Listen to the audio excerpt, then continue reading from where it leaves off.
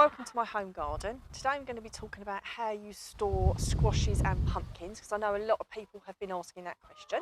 If you've not already subscribed to my channel, if you could please do so, because you'll get lots of helpful hints and tips all throughout the year from my home garden, my allotment and also my home kitchen. Now, I've harvested some of my pumpkins and squashes and I've brought them home. Now, you don't harvest your squashes or pumpkins until the stem has started to die off. So I've still got quite a lot up the allotment because the stems are still green. But as we take a look at these ones, you can see that the stems have started to die off. So it's okay to cut these.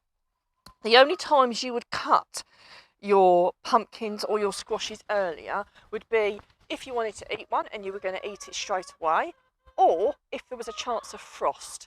And obviously if they're left out in a harsh frost, it can affect them. Now I know all my other pumpkins and squashes up at the allotment, there's no chance of frost at the moment, but I am obviously keeping a watchful eye out, so I'm going to leave those on the plant for as long as I can. The reason you do that is the longer you leave them on the plant for the stalk to dry off naturally, the better they will store. So that's really important. So like I said, these ones I've brought back because the stems have already died off. So what I'm going to do now is I need to leave them somewhere where the sun will get on them and they will cure the skin. So again, they will store better long term. So I've got them on this patio here, and obviously I can put them on my table as well because the air will get round them. So again, I'll leave them on there for as long as I can, and if I don't think they've cured enough, especially the ones that I bring back later, I'll bring them out during the day when it's sunny, and then I'll take them in at night to stop the frost from getting to them.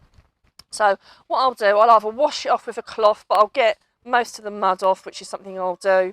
I might get a cloth out, but yeah, I'll either brush off the dirt just so they're a little bit cleaner, like that one just brushes off. If not, just get a wet cloth and just wipe off most of the dirt, and I will leave them there.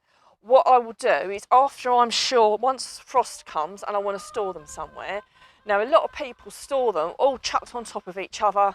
They're not a sack of potatoes, they do need to be spread out because obviously one might start to go. So personally, once I bring them in, when I think there's going to be frost, I put them in my conservatory along my windowsill. If you want to take a look at what that looks like, I've obviously not got any in there at the moment, but I've got a lovely windowsill, a sunny windowsill, where I'll put them all around so they get air around them and they'll get the sun on them, and I can keep an eye on them as to whether any of them are starting to, go bad. And if one's starting to go bad at the stem or anywhere else, that will be the next one I will eat.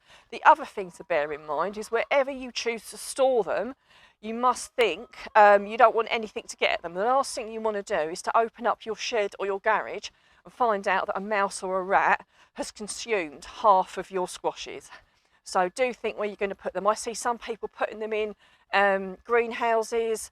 But yeah, whatever you've got to think of. You don't want any pests getting to them, and you want them to be able to get air around them, and ideally you want to be able to see them, because you will get some that keep better than others, and if you can see them, then it's a really easy way of making sure that you don't lose any. The other thing is I often turn mine as well. So when I lay them across my windowsill, every so often I'll lift them up to check nothing's going bad, and I will turn them again for the same thing, so they don't get lots of condensation or anything underneath them, so that they store as long as they can. And usually I still have squashes stored through till March or April next year, all depending on how many I obviously harvest. So I really hope that's helped, and it's going to help you store your squashes more effectively. If you're not sure about anything, then please do put it in the comments, and if you've got any useful hints and tips that could help me or someone else, it'd be great to hear from you.